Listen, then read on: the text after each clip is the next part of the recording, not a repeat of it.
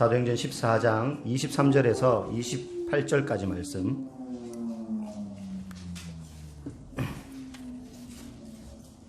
신약성경 212페이지 사도행전 14장 23절에서 28절까지 말씀입니다. 다 찾으신 줄 알고 한 절씩 교독하시고 28절은 같이 읽도록 하겠습니다. 각 교회에서 장로들을 택하여 금식 기도하며 그들이 믿는 주께 그들을 위탁하고 말씀을 버가에서 전하고 아탈리아로 내려가서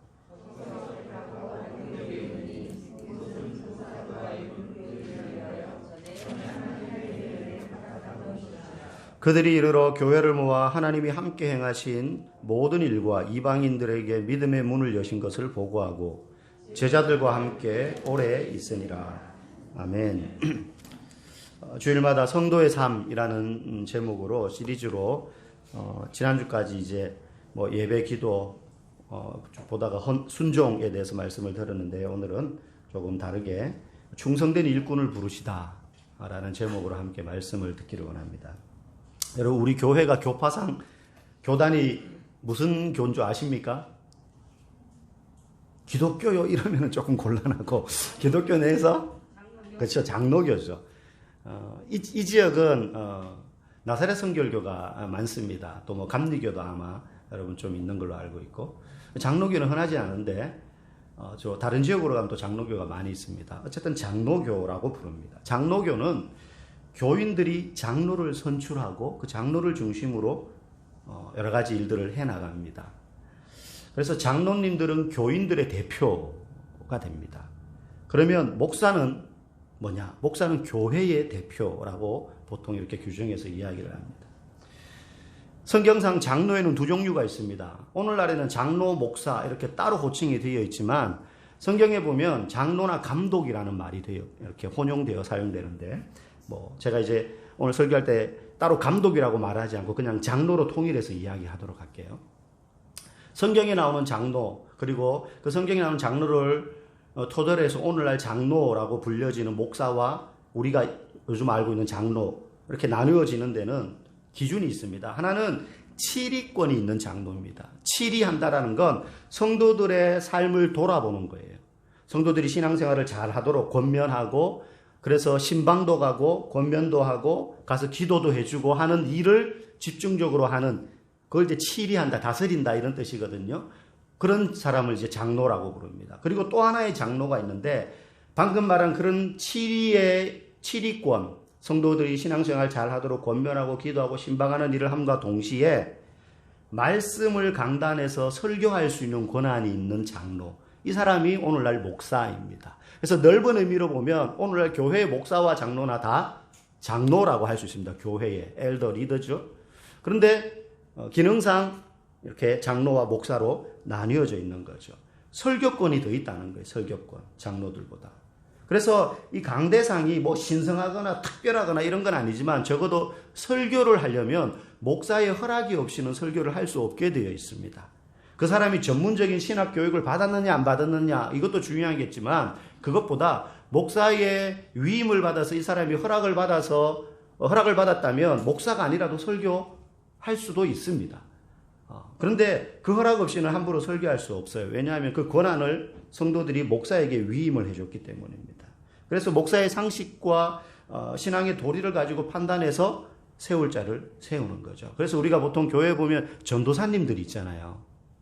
이제 신학교 다니면서 나중에 우리 교단 같은 경우는 강도사 제도가 있으니까 나중에 강도사가 되고 목사가 되고 하는데, 원래 전도사님들은 설교할 수 있는 권한이 없습니다. 그래서 근데 목사가 설교해도 돼라고 이제 권한을 위임한 거죠. 그래서 이제 강단에 서서 때로는 전도사님들도 설교를 하는 거예요. 어쨌든 각설하고, 오늘 본문에 보면 바울이 이렇게 말합니다. 23절에 각 교회에서 장로들을 택했다라고 말해요. 지금 바울은 전도 여행을 다니고 있습니다. 1차 전도, 2차, 3차 쭉 가는데 전도 여행을 하니까 한 교회에 오래 머무를 수 없는 거죠. 그래서 때로는요, 교회를 세우지 못해요. 그냥 복음의 씨앗만 뿌리고 다른 지역으로 또 가서 전도하는데 나중에 거기서 교인들이 모여가지고 교회가 만들어지기도 하는 거죠. 그러다 보니 전도 여행을 하면서 지나온 곳마다 교회들이 많이 생겨나기 시작했습니다. 바울이 전도하면서 세운 교회도 있지만은, 그런데 오래 머무를 수 없다 보니까 제도라든지 뭐 이런 조직이라든지 이런 걸 제대로 갖출 수가 없는 거죠. 빨리 다른 데로 가서 또 복음을 전해야 되니까. 그러니 전도는 해서 교회는 생겼는데 다 연약하고 조직이 갖추어지지 않은 어린 교회들이 많았어요. 1차 전도여행하고 2차 전도여행으로 다른 지역을 갔는데 1차 전도여행 때 복음의 씨앗이 뿌려져서 세워진 교회들이 다 그런 연약한 어린 교회들인 거예요. 성도들의 믿음도 간당간당한 거예요. 열정도 있고 복음은 받아들였는데 이 삶과 신앙 사이에서 막 갈등을 하기도 하고 막 그런 문제들이 있는 거죠. 그렇다고 해서 바울이 전도여행하는 거 그만두고 다시 돌아가서 그 교회들을 막 다 또 다스릴 수 없잖아요. 그래서 바울이 이런 어린 교회들의 장로들을 세우고 돌아오게 됩니다. 나 대신 아까 말한 치리하는, 교인들을 신방하고 기도하고 권면하고 하면서 이들이 믿음 안에서 흔들리지 않도록 잘 좀 이렇게 다스리고 가르치고 추스려 줄 사람들. 자기가 돌아볼 수 없으니 이제 그런 장로들을 세워서 교회를 돌보도록 하는 거죠. 그 사람들은 떠날 사람들이 아니고 거기서 교회에서 계속 신앙생활 할 사람들이니까요. 그런데 바울이 각 교회에 이렇게 장로들을 세우는데 아무나 교회 오래 다녔고 당신이 1호 신자니까 장로회, 교회 오래 다녔으니까 장로회, 그런 게 아니고 기준을 가지고 장로들을 세우더라는 거예요. 그 기준이 어디에 나오느냐? 우리 성경을 한번 오늘 두 군데 찾아볼 텐데 디모데전서 3장 말씀입니다. 뒤로 쭉 넘어가시면 디모데전서, 디모데후서 앞에 디모데전서가 있습니다. 네. 신약성경 339페이지. 디모데전서 3장 2절부터 4절까지. 네.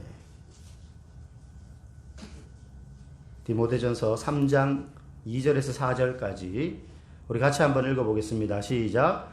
그러므로 감독은 책망할 것이 없으며 한 아내의 남편이 되며 절제하며 신중하며 단정하며 나그네를 대접하며 가르치기를 잘하며 술을 즐기지 아니하며 구타하지 아니하며 오직 관용하며 다투지 아니하며 돈을 사랑하지 아니하며 자기 집을 잘 다스려 자녀들로 모든 공손함으로 복종하게 하는 자라야 할지며. 여기서 그러므로 감독은 할 때 감독이 장로를 의미하는 거거든요.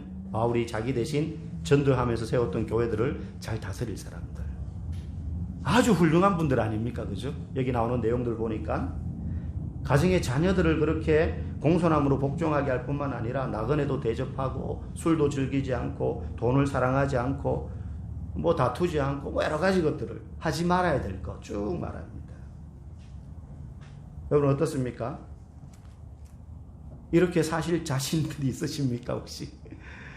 지금 이 말씀을 여러분들이 귀 있는 자는 이거는 장로 될 사람 오늘 우리가 지금 후보가 한 명인데 그분만 들으면 돼. 이렇게 생각하시면 안 돼요. 지금 우리에게 다 적용되는 말씀이에요. 목사 본인에게 제일 먼저고.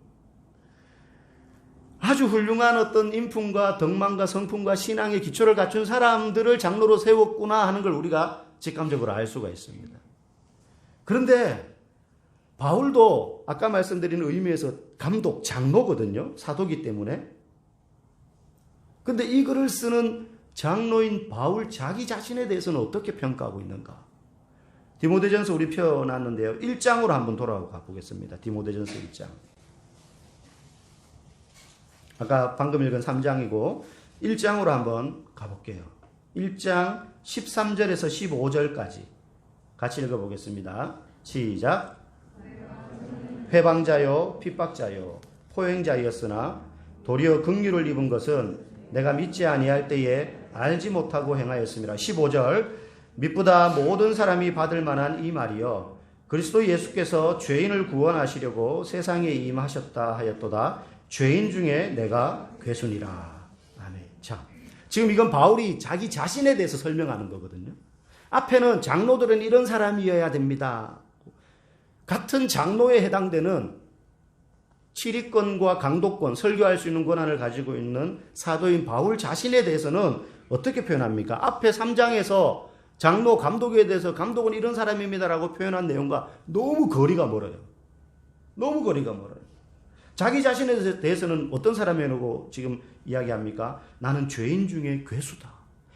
행악자요. 악을 행했던 사람이고 형편없는 사람이었다. 근데 바울도 장로거든요. 바울이 지금 왜 이렇게 말을 할까요? 우리가 13절, 15절을 읽었는데 그 앞에 12절 한번 봅시다. 12절. 12절 말씀 시작. 나를 능하게 하신 그리스도 예수 우리 주께 내가 감사함은 나를 충성되이 여겨 내게 직분을 맡기시니. 하나님께서 저와 여러분들을 목사와 교사와 집사와 권사와 장로와 순장으로 크고 작은 직분들을 다 맡기셨습니다. 근데 그건 우리가 그만한 목사 될 만하니까, 순장 될 만하니까, 장로 될 만하니까 자격이 있고 능력이 있어서 맡기신 것이 아니라 그런 자격도 능력도 우리 모두에게는 없는데 오늘 12절 방금 읽은 말씀처럼 바울의 고백과 같이 나를 충성되이 여겨주셔서. 무슨 말이에요? 나는 그런 일을 할 만큼 충성된 사람 아니라는 거예요. 원래. 그런데 충성되다고 여겨주신 거예요. 그분이. 그 권한을 주실 수 있는 권위의 원천이신 하나님이 우리를 그렇게 여겨주신 거예요. 그러니 그 직분을 맡기신 하나님의 은혜가 얼마나 크냐 이걸 깨달아라 이 뜻이에요. 자기 자신을 이야기합니다. 나 이런 사람이었어 원래. 나 회방자요, 행악자요, 포악자요, 죄인 중에 괴수였어 난. 죄인 중. 바울 같은 정도의 사람이 자기 자신을 죄인 중에 괴수라고 그러면 우리는 어느 정도가 됩니까? 저 지하 땅속까지 기어 들어가야 되는 거 아니에요? 근데 바울이 그런 의미로 하는 게 아니죠. 내가 이 정도니까 너희들은 더 낮은 수준의 사람 아니니? 이런 뜻이 아니라 그런 나를 하나님이 충성되이 여겨주셔서 사도의 직분을 맡기신 것처럼 너희들도 하나님이 충성되이 여겨주신 거다. 여러분 우리가 군대에 가면 남자분들 사복을 다 벗깁니다. 팬티까지 싹 다 벗깁니다. 양말부터. 입고 들어왔던 사복. 다 벗기고는 머리끝부터 발끝까지 완전히 국방부용 피복으로 옷, 양말, 팬티까지, 런닝셔츠까지 싹 바꿔 입죠. 그럼 이제 쭉 있으면 이제 옆으로 지나가면서 몇 호 이렇게 말하면 이제 거기에 맞는 걸 턱턱 준단 말이에요.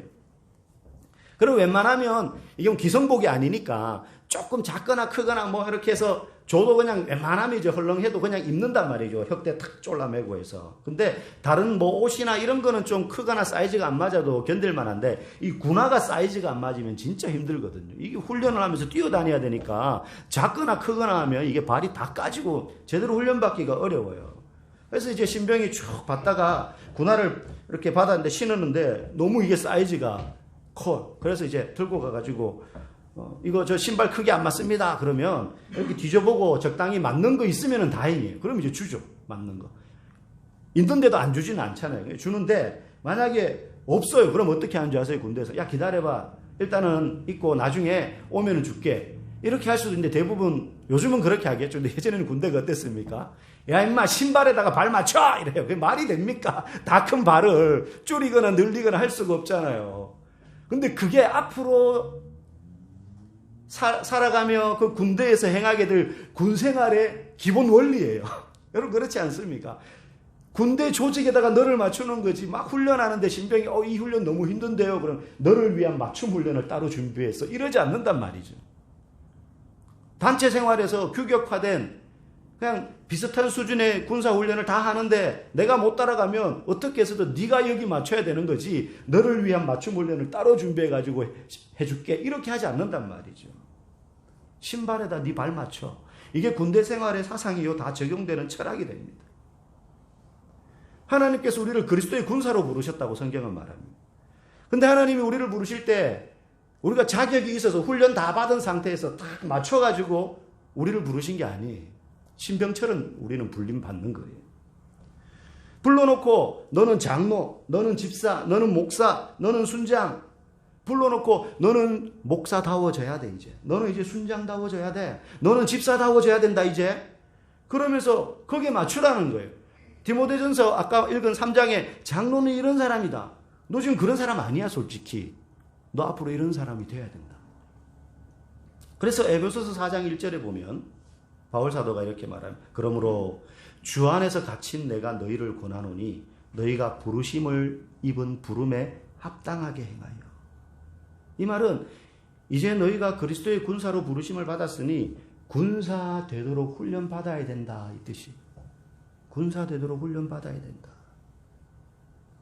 우리가 군사로 훈련을 다 마쳤기 때문에 군사다워졌기 때문에 그럴 만한 자격이나 조건이 되었기 때문에 우리를 군사로 부르신 것이 아니라 이제 불러놓고 내가 너를 여기에 맞추겠다는 거예요. 내가 너를 여기에 합당한 사람으로 훈련시키겠다. 하나님이 간섭하시겠다. 그러니까 직분을 맡은 사람은 교사든 집사든 장로든 목사가 되는 사람은 어떤 마음을 가져야 되느냐. 그동안 내가 교회를 위해서 그렇게 수고하고 헌신한 걸 이제 교인들이 알아주는구나. 상급이요 훈장처럼 생각할 것이 아니라 이제 죽었다 이렇게 생각해야 되는 거예요. 이제 죽었다. 이제 훈련이구나. 이제 훈련 받는구나. 이제부터 장로다워지고 집사다워지고 권사다워지는 겁니다. 그런 시간이 놓여 있는 겁니다.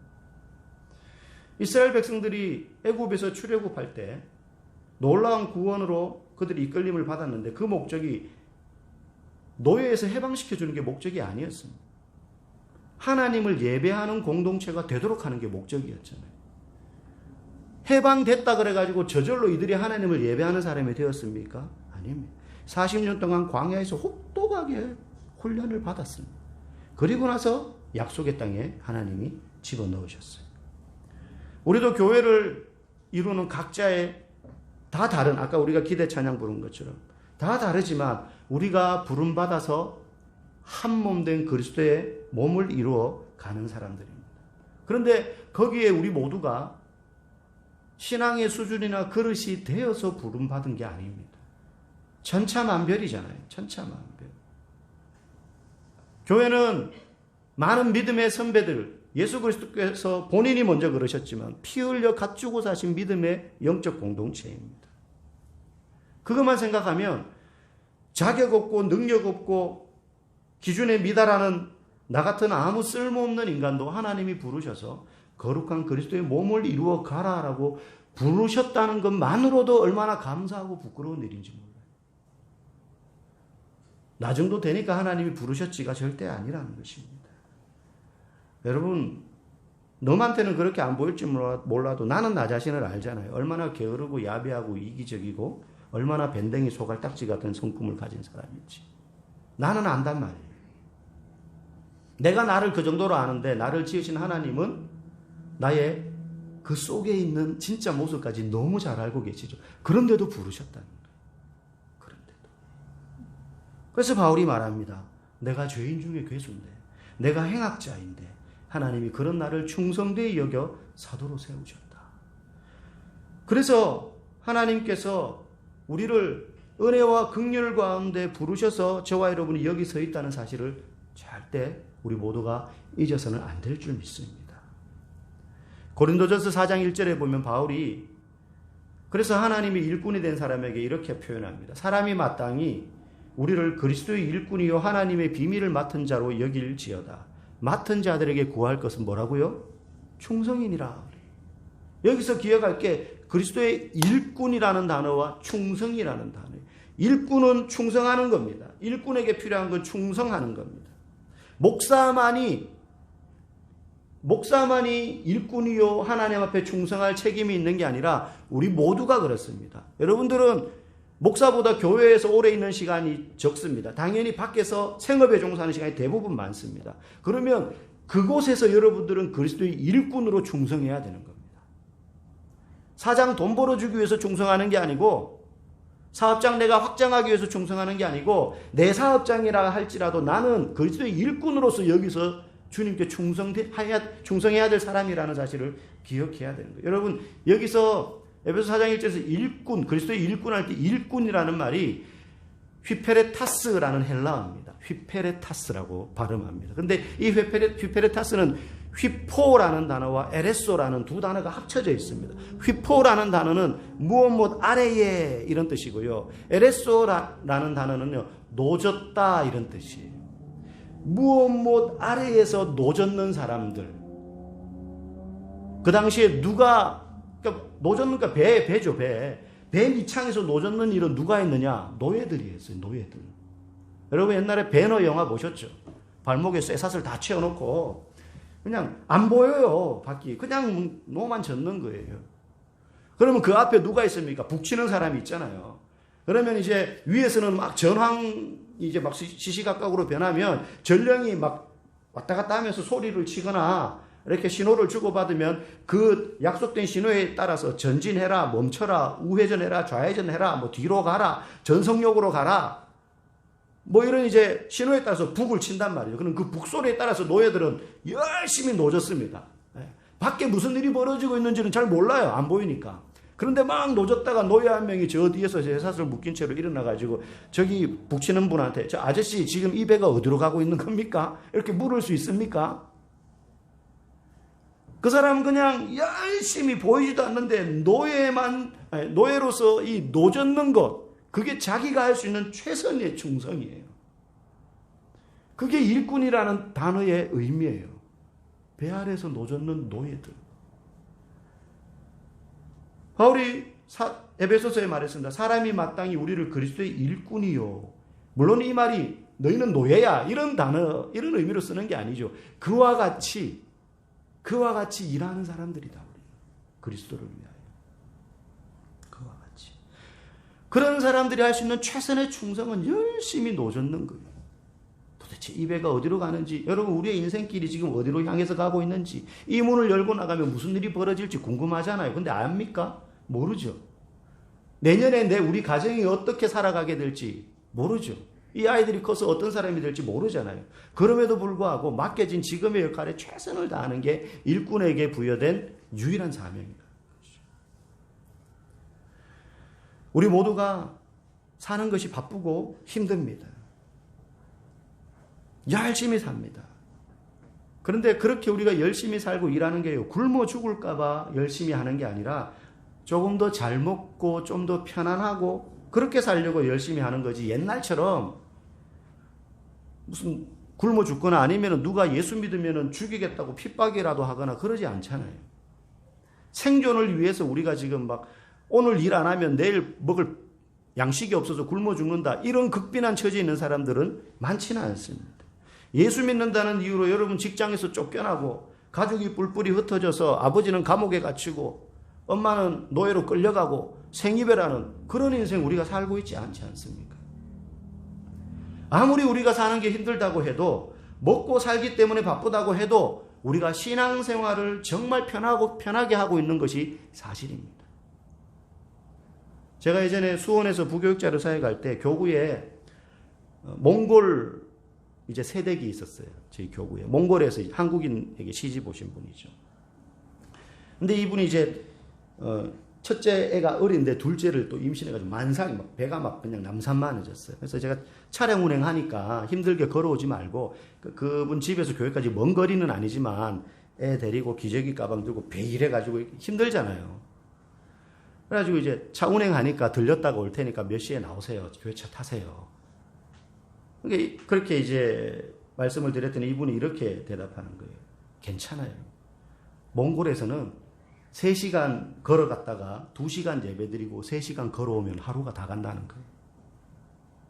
자기가 살던 데는 초원이어서 교회 제일 가까운 교회까지 가려면 3시간을 걸어가야 돼요. 아니면 1시간 정도 말을 타고 가거나. 그리고 2시간 예배드리고 3시간 걸어서 또 오면 하루가 끝난다는 거예요.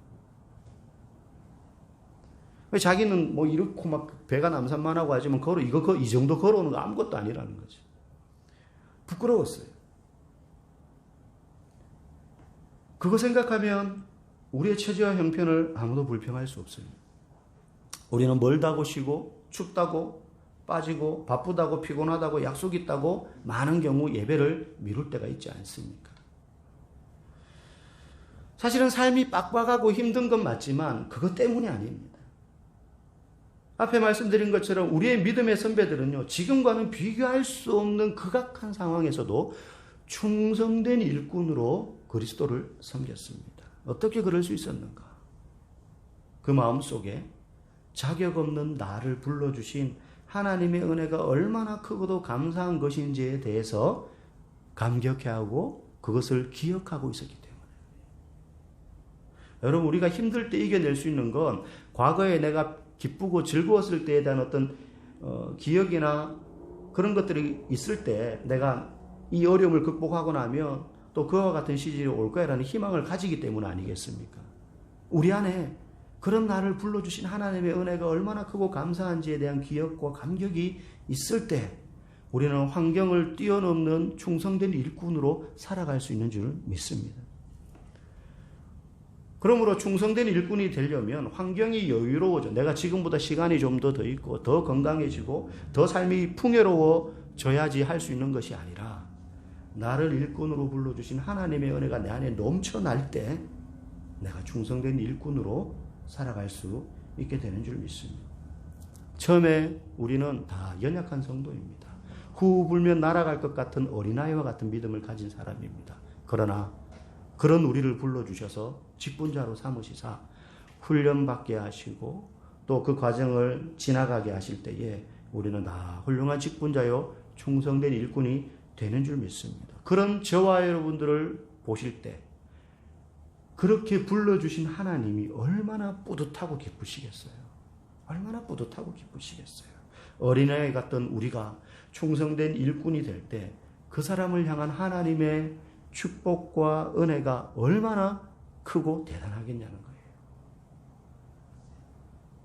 그래서 직분을 받는다는 건 훈장과 상급으로 여길 것은 아니지만 축복이요 기쁨과 감사로 여겨야 되는 겁니다. 겸손히 받되 하나님이 나를 이렇게 충성되게 여겨주셨구나. 너무 감사하다. 그래서 오늘 임직자 선거가 있는 오늘은 우리 교회의 기쁨이요 경사라고 생각합니다. 우리를 직분자로서 일꾼으로 한 명 한 명 세워서 불러주신 그 하나님의 은혜가 저와 여러분의 가슴 속에 다시 한 번 더 새롭게 확인되고 솟아나기를 원합니다. 예수님은 저와 여러분을 군중으로 부르신 것이 아니라 제자로 부르셨다는 사실을 꼭 기억하시고 이 땅에 세워진 수많은 교회 중에 한 교회가 아니라 그 많은 교회 중에 하나님이 기억하시는 그 교회가 우리 교회가 되기를 또 그런 교회로 세워나가는 일에 우리 모두가 충성된 일꾼으로 쓰임받는 은혜와 축복이 있기를 주님의 이름으로 간절히 소망합니다. 우리 함께